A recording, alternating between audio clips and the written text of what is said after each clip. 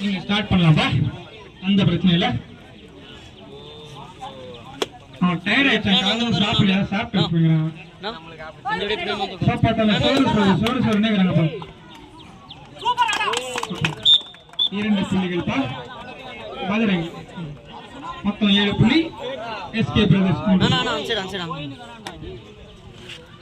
நான் அந்த லாஸ்ட்ல நான் கொஞ்சம் பின்னாடி வந்து உட்காந்துக்கணும்.